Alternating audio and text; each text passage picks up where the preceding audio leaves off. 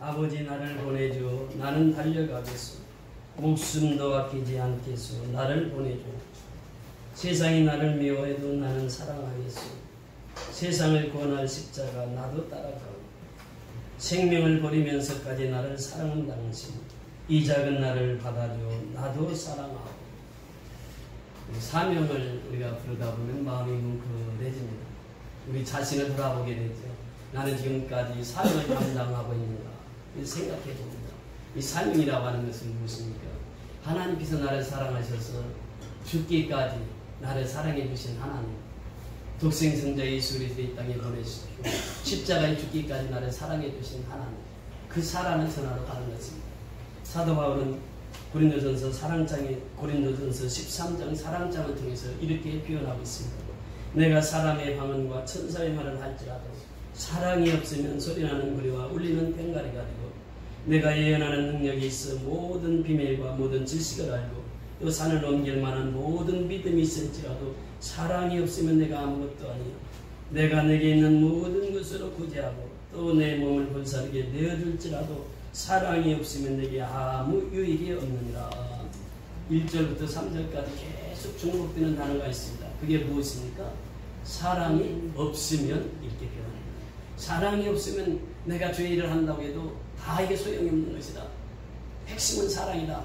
예수님이 나를 위해서 십자가에 죽으시고 부활하신 그 사랑을 전파하는 것이 우리의 사명이다. 이것을 말씀하십니다. 자, 11절에 내려가서 보시면 이렇게 말씀하십니다. 그러므로 내가 그 소리 11절에 보면 내가 어렸을 때는 말하는 것이 어린아이 같고 그렇습니다. 우리가 어릴 때는 어린아이들 말을 해요. 아이들이 노는 거 보세요. 어린아이들이 말을 하고 돕니다.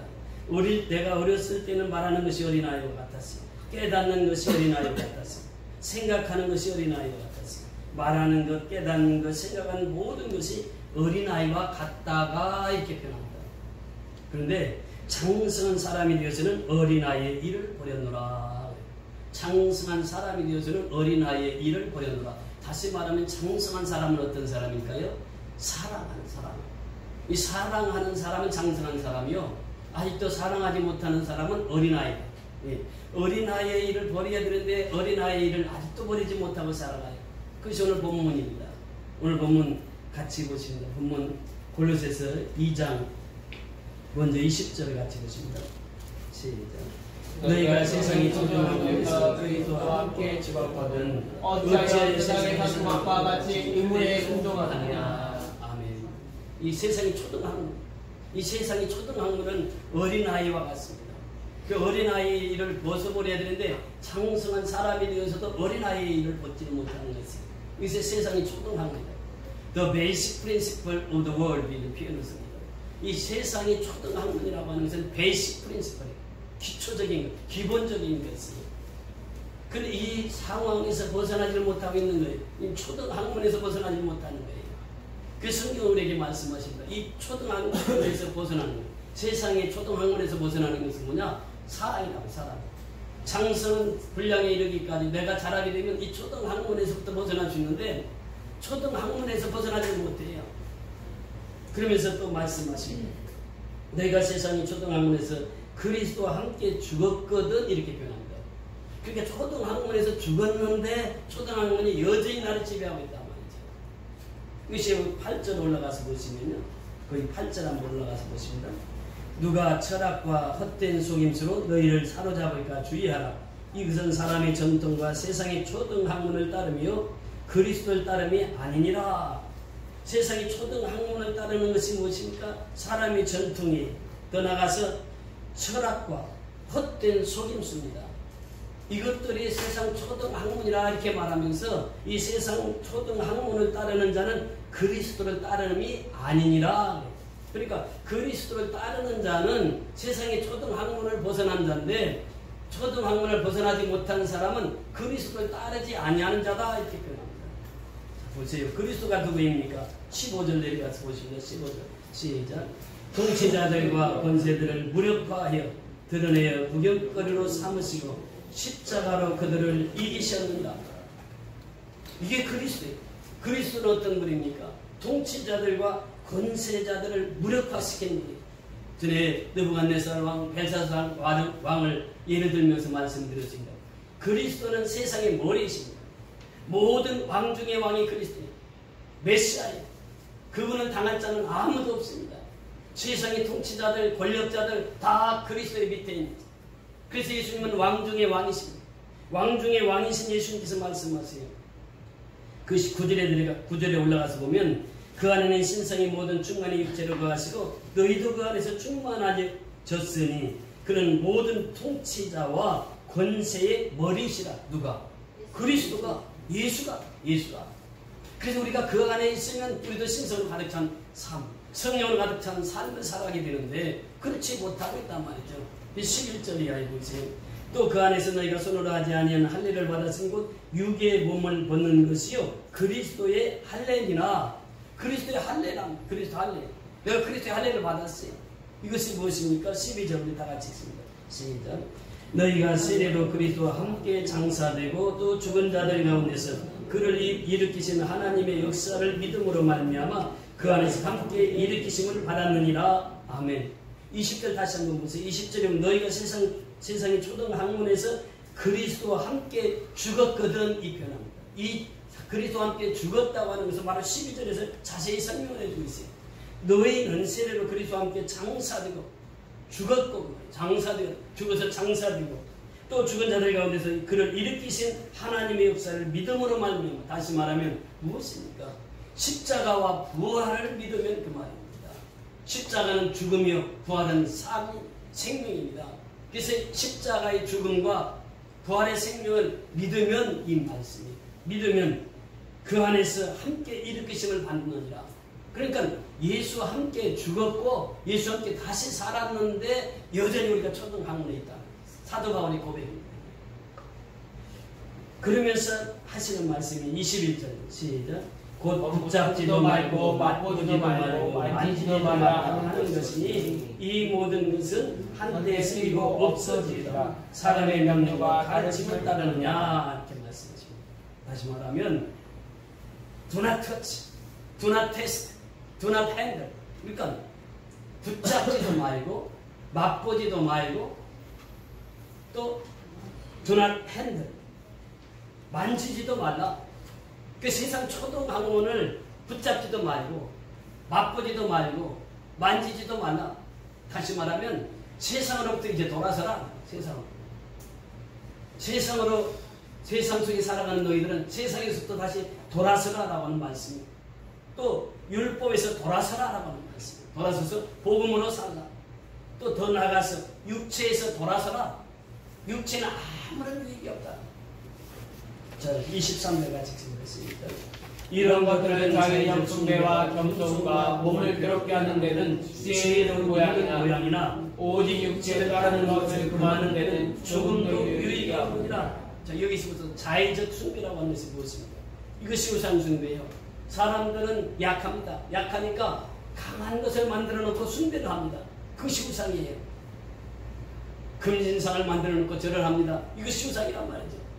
이 우상이라고 하는 것은 꼭 만들어서 섬기는 것뿐만 아니라 내 속에서 하나님의 사랑이 충만하지 못하면 우상을 섬기게 됩니다.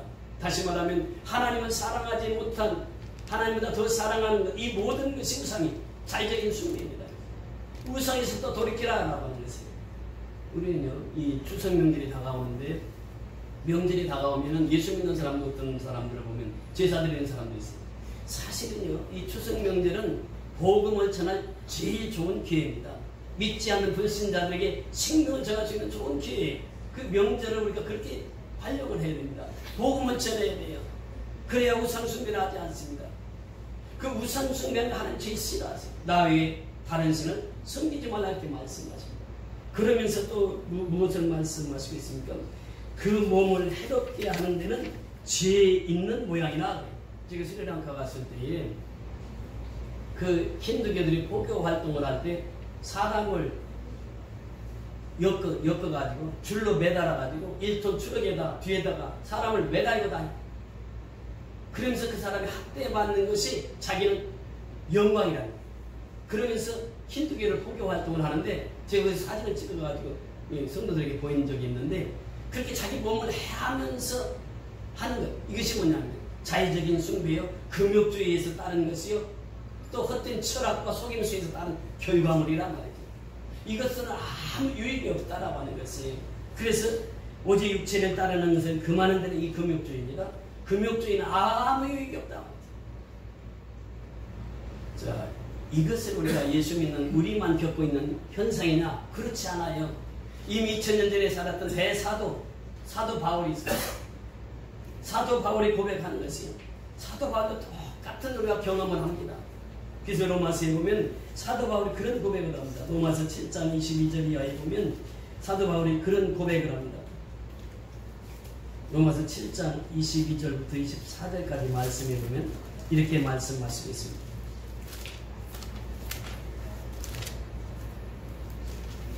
내 속사람으로는 하나님의 법을 즐거워하되 내 지체 속에서 다른 한 법이 내 마음의 법과 싸워 내 지체 속에 있는 죄의 법으로 나를 사로잡는 것을 보는 거예요. 지금 바울의 솔직한 심정은 뭐냐? 하나님 법대로 살기를 원해요. 하나님 뜻대로 살기를 원해요. 그것이 바울의 속사람의 마음입니다. 그런데 바울이 고백하는 것이요, 내 지체 속에 다른 법이 내 마음의 법과 싸워 내 지체 속에 있는 죄의 법으로 나를 사로잡는 것을 보는다. 죄의 법이 나를 사로잡는, 악한 생각이 나를 사로잡는 것이 우리 예수 믿는 사람 똑같단 말이죠. 예수 믿는 사람이 이제 초등학교 벗어나야 되잖아요. 헛된 속임수에서 벗어나야 되잖아요. 철학에서 벗어나야 되잖아요. 근호시스, 영지주의에서 벗어나야 되잖아요. 금욕주의에서 벗어나야 되잖아요. 그런데 여전히 우리가 그 속에서 살고 있단 말이죠. 그런데 우리만 그런 것이 아니라 대사도였던 바울도 똑같은 고백을 합니다. 내가 선을 행하고자 하는 내 마음이 있는데 악을 행하고자 하는 마음이 내 마음 속에 또 있단 말이죠. 이것이 이제 두 마음을 표현하고 있는데 바울이 고백합니다. 죄의 법으로 나를 사로잡는 것을 누가 보는 거예요? 바울이 지금 보고 있는 거예요. 내 마음은 하나님의 법을 따르기를 원하는데 죄의 법이 나를 또 사로잡는 것을 보게 됩니다. 그래서 그 유명한 고백이 나오는 24절의 말씀, 24절 다 같이 공독하실까요? 오라 나는 공고한 사람이로다. 이 사망의 몸에서 누가 나를 건져내라. 오라 나는 공고한 사람이다. 사도 바울도 공고한 사람이, 공고한 인생이었어요. 그렇게 선교를 많이 하고 그렇게 복음을 많이 전하고 그렇게 교회를 많이 세웠던 사도 바울, 그 자신 속에 자신을 돌아보았을 때는 나는 공고한 사람이었어. 이 사망의 몸에서 누가 나를 건져내랴.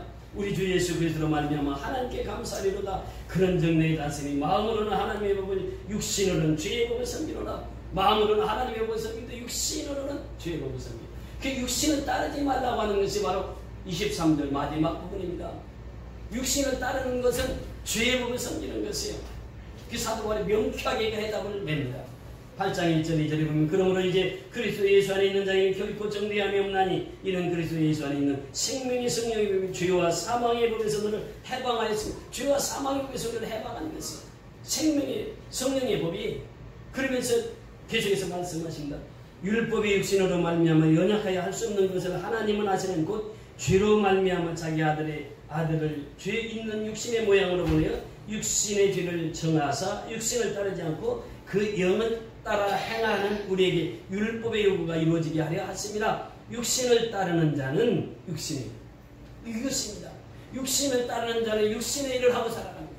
그런데 영을 따르는 자는 영의 일을 생각하는 일.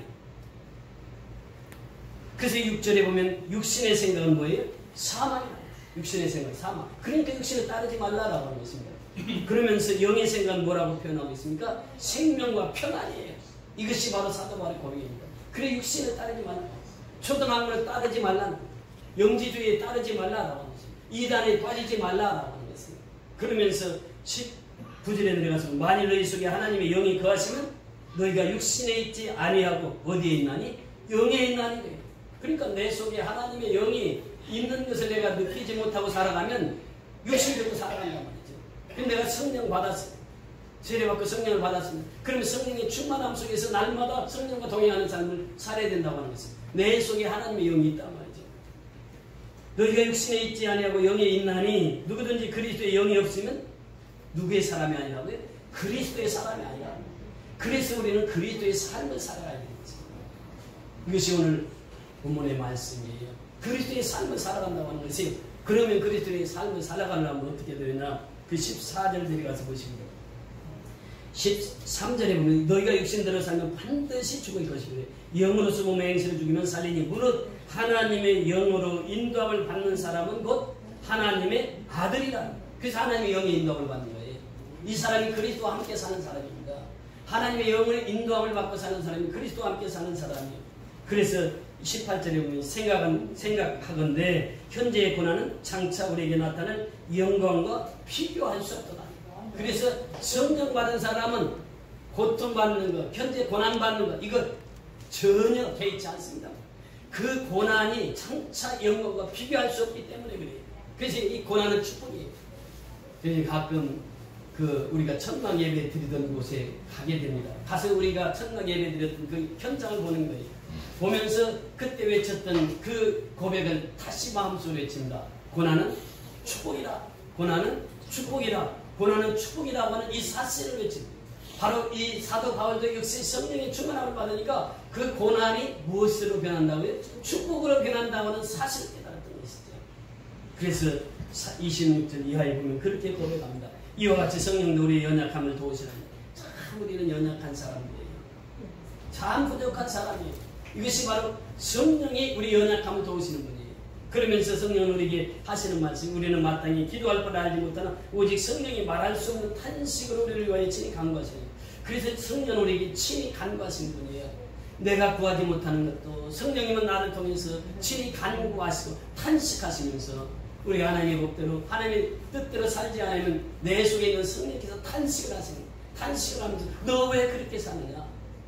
하나님 뜻대로 살아야지. 하나님 기뻐하시는 일을 해야지. 하나님의 뜻을 해내야지. 그러면서 내 속에서 탄식하시는 분이 성령님. 탄식하면서 기도하시는 거예요. 눈물로 기도하시는 그 성령님을 우리가 늘 기억해야 됩니다. 그러면서 하시는 말씀이 무엇입니까? 우리가 알거니와 하나님을 사랑하는 자 곧 그의 뜻대로 부르심을 입은 자들에게는 모든 것이 합력하여 선을 이루는 것입니다. 그것이 성령의 역사입니다. 우리가 알아야 성령의 충만하면 그 사람은 압니다. 첫째로 성령의 충만하면 어떤 사람이 되느냐? 회개하는 사람이 되는 거예요. 내가 하나님 앞에 바로 서 있나? 내 자신을 돌아보는 거예요. 회개의 영을 받는 것입니다. 그러면서 두 번째는 사명을 감당하는 것이에요. 이 사명은 누가 감당한다고요? 하나님의 사랑을 입은 자가 사명을 감당합니다. 그러면서 이 하나님의 사랑을 입은 자들은 다 합력해서 모든 것이 합력해서 선을 이루느니라 이렇게 말합니다. 우리가 십자성경을 준비하면서 이제 오늘 미얀마 땅에 갑니다. 그런데 이 십자성경을 준비하면서도 보면 하나님께서 모든 것이 합력해서 선을 이루시는 하나님을 경험하게 하시는 거예요. 체험하게 하시는 거예요. 우리 선교 통해서 늘 그것을 경험하게 됩니다. 죄에서 시작했지만 하나님께서는 지금 우리가 가는 이 현장 속에서 그 일을 감당할 수 있는 물질 다 주신 거죠. 누가 하셨어요? 하나님이 하시는 거예요. 지난주 수요일날 우리가 한 분이 350만 원, 또 한 분이 60만 원, 하루에 400만 헌금이 이제 들어왔습니다. 이것은 무엇을 우리에게 의미하고 있느냐? 하나님께서 선교연합교회를 통해서 양곤 선교연합교회, 경일녹화 선교연합교회, 가천 선교연합교회, 도순 선교연합교회를 섬기라고 하나님께서 물질을 주시는 거예요. 그러니까 우리는 물질 준 만큼 가서 또 다 섬기고 오는 것입니다. 이번에는 도순 선교연합교회 와서 헌당 예배를 드립니다. 경일녹화 선교연합교회 2주년 기념 헌당 예배를 드립니다. 그건 우리가 잘 아듯이 보메우 목사님 어떤 분이었습니까? 3대째 스님이었어요. 근데 예수님 믿고 목사가 됐어요. 그 교회가 얼마나 잘 지어져 있습니까? 지금 성도들도 날마다 부흥하고 있어요. 이제 우리가 이 삼력에서 선을 이루시게 하는 그 성령의 역사를 경험하지 않고는 우리는 그리스도의 삶을 살 수 없다라고 하는 것입니다. 그리스도의 삶을 사는 자는 그래서 성령을 따라 살아야 돼요. 갈라디아서 6장에 보면 그렇게 말씀하십니다. 우리가 신약 성경 갈라디아서 5장 16절에 보면 이렇게 표현합니다. 갈라디아서 5장 16절 우리 같이 한번 찾아보시면 갈라디아서 5장 16절입니다. 갈라디아서 5장 16절 우리 다 같이 읽습니다. 308페이지 갈라디아서 5장 16절 시작. 내가 이르노니 너희는 성령을 따라 행하라. 그리하면 육체의 욕심을 이루지 아니하리라. 육체의 소유는 성령을 거스리고 성령은 육체를 거스리라니 이들이 서로 대적함으로 너희가 원하는 것을 알지 못하게 하려 함이니라. 너희가 만일 성령의 인도하시는 바가 되면 율법 아래 있지 아니하리라. 육체의 일은 분명하니 곧 음행과 더러운 것과 호색과 우상숭배와 술과 원수맺는 것과 분쟁과 시기와 분냄과 담진과 분열함과 이함과 투기와 술취함과 방탕함과 또 그와 같은 것들이라. 전에 너희에게 경계한 것 같이 경계하니 이런 일을 하는 자들은 하나님의 나라를 유업으로 받지 못할 것이요 오직 성령의 열매는 사랑과 희락과 화평과 오래참음과 자비와 양성과 충성과 온유와 절제니 이 같은 것을 금지할 법이 없느니라. 아멘. 그러면서 24절 같이 읽습니다. 그리스도 예수의 사람들은 육체와 함께 그 정욕과 탐심을 십자가에 어디에? 십자가에 못 박아내라. 이 십자가에 죽습니다. 그래서 이 육체를 따라 살면 죽음이요, 성령을 따라 살면 사는 것이, 그리스도와 함께 사는 사람은 성령을 따라 사는 것입니다. 이 성령의 9가지 열매가 무엇입니까? 22절 이하 23절에 보면 첫째는 사랑과 희락과 화평과 오래 참음과 자비와 양성과 충성과 온유와 절제니 이 같은 것을 금지할 법이 없느니라. 이게 성령의 9가지 열매를 맺고 사는 것이에요. 근데 보세요. 저도에서도 말씀을 드렸지만 우리가 예수님이 왜 옛사람으로 돌아가서 사느냐, 왜 초등 학문에서 벗어나지 못하느냐, 사도 바울도 그랬다니까요. 그래서 사도 바울이 우란하는 공부한 사람이니까 이 사망에서 얼마나 건져내려. 이 말씀에 은혜 받은 사람이 있어요. 이 말씀에 은혜 받은 사람이 찬송가 작사를 하십니다. 그 260장 가사를 보시면요, 이분이 어떤 사람이었느냐면 빌흠이라고 하는 작사가인데, 이번에 전직이 뭐냐면 그 술집에서 기타 치면서 반주했던 사람입니다. 근데 이 사람이 무디 목사님이 부흥회를 인도할 때 은혜를 받았어요. 그리고 예수를 영접했습니다. 그리고 이제 교회 와서 하나님 앞에 영광을 돌려요. 그 전직은 술집에서 기타 연주하고 그러던 사람이었는데 예수 믿고 변화가 되니까 이제 그 무디 목사님 따라다니면서 복음성가하고 이제 찬양으로 하나님 앞에 영광을 돌리는 사람이 되었는데, 그가 이 오라나는 공부한 사람이었다. 이 사망에서 누가 나를 건져내냐, 이 말씀을 읽다가 하나님을 만나게 되고 찬송을 작사를 하게 되었습니다. 그 보세요. 우리를 죄에서 구하시려 주 예수 십자가 지셨으니 기쁘게 부르세 할렐루야. 나 구원 얻었네. 우리를 주께서 구했으니 이전에 행하던 이전에 무엇을 했다고요? 술집에서 연주하고 그랬던 사람이 이제 이전에 행하던 악한 일과 취하고 더러운 모든 죄를 온전히 버렸네. 누구 만나요? 온전히 버릴 수 있어요. 예수 만나요? 온전히 버릴 수 있어요. 자신의 생각은 지금 자신의 삶을 되돌아보는 것이죠. 그 예수 믿고 나니까 그래서 온전히 버렸네. 나 지금 죄에서 사함받아 거룩한 백성이 되었으니. 어떤 백성이 되었어요? 거룩한 백성이 되었어요. 뭐로부터 사함받아? 죄로부터 사함받았단 말이에요. 이 죄 문제를 해결했어요. 거룩한 백성이 되었어요. 이 육신 장막을 벗을 때도 겁날 것 없네. 이제는 전에 세상에서 술집에서 연주하고 그럴 때는 늘 두려움 속에 살았는데 이제는 세상에 겁날 것이 없어요. 누가 있기 때문에, 예수가 있기 때문에, 누구와 함께 살기 때문에, 그리스도와 함께 살기 때문에 겁날 것이 없는 거예요. 우리가 이 세상 떠날 때 예수의 손목을 꺾게 잡고 영원히 즐거운 천국에서 주와 함께 살겠네. 이것이 바로 그의 신앙 고백입니다. 찬송하세요, 찬송하세요. 주님 나를 구원하셨네. 찬송하세요, 찬송하세요. 주가 구원하셨네. 지금 이 사람을, 이분을 생각하면서 양건성교연합교를 봅니다. 양건성교연합교에 기타 연주하는 형제가 있습니다. 그 형제 전적이 뭐냐면 양건 그 시내에서 라이브 카페에서 기타 연주로 양건 시내에 주름 잡던 친구예요. 근데 그 친구가 예수를 믿고 지금 양건성교연합교에 반주를 하고 있습니다. 기타로. 그 집에 신방에 갔어요. 신방에 갔더니 딸이 13살이에요. 13살인데 집에 없어. 어디 갔냐 했더니 결혼시켰대. 딸 13살에 결혼을 시켜가지고 그 강 건너편에 총각 한 18살. 그래서 그 강 건너편에서 시집을 보내요. 거기는요, 지금도 식구가 많으니까 이 딸을 빨리 시집을 보내야 자기 집에 숟갈 하나는 던다 해가지고 시집을 보내요. 그 13살 딸을 시집 보내요. 그 가정이. 결혼해서 그 자식을 놓고 사는데 결혼식을 못 올렸어요. 그래서 제가 작년에 가서 결혼식 주례까지 했습니다. 그리고 이제 그 가정이 그분이 이제 술집에서 그 일을 하다 보니까 술을 그렇게 알코올 중독이 술을 못 끊는 거예요. 제가 가서 약속을 했어요. 다음에 내가 왔을 때 술 먹으면 꿀밤 10대 약속하겠냐고. 그랬더니 약속을 한다는 거예요. 그래서 그 다음에 갔더니 술을 먹었다고 부인 얘기를 하는 거예요. 그래서 꿀밤 10대를 때려줬어요. 그랬더니 부인이 뭐라고 그랬는지 아세요? 부인이 뭐라고 그랬을 것 같아요? 목사님, 더 때려주세요. 더 때려달라고. 그 가정이 지금은 완전히 변화해가지고 지금 양문 성경연합교회 반주를 하면서 하나님 앞에 영광을 돌리고 있습니다. 그래서 우리가 예수를 만나면 사람이 변화가 됩니다. 그 과거의 사람이 완전히 변해서 새 사람이 된다고 하는 것이죠. 그 성령에 따라 우리는 살아가지 않으면 우리 옛사람을 벗어버릴 수가 없습니다. 그래서 우리 성령은 어떤 분이십니까? 우리에게 무한한 능력을 주시는 분이에요. 그래서 그 찬송가 188장에 보면 무한하신 주성령 우리 얻은 성품에 생명빛을 주셔서 보혜사시오. 보혜사는 우리를 돕는 자예요. 곁에서 돕는 자예요. 파라클로테스. 성령이 우리를 곁에서 도우시는 분이에요. 그래서 무한하신 주성 성령은 무한하시게 역사하신 분이에요. 우리 얻은 성품에 생명빛을 주셔서 우리는 얻은 성품이 있습니다. 그 생명빛을 받아야 얻은 성품이 올라가게 되어 있어요. 보혜사 성령이 우리 죄를 씻으사 피곤한 자 힘주며 이른 양 찾으소서 보혜사시오. 우리 맘에 평안을 이슬같이 내리사 열매 맺게 하소서 보혜사시오. 그 평안을 이슬같이 내리게 하라. 그 말씀을 받는 이 시간이 뭐예요? 평안이 이슬같이 내리는 시간이죠. 그래서 말씀을 받고 은혜를 받으면 이슬 같은 그 평안이 우리 심령 속에 임하는 것이죠. 우리들의 연약함 탄식함에 도우사.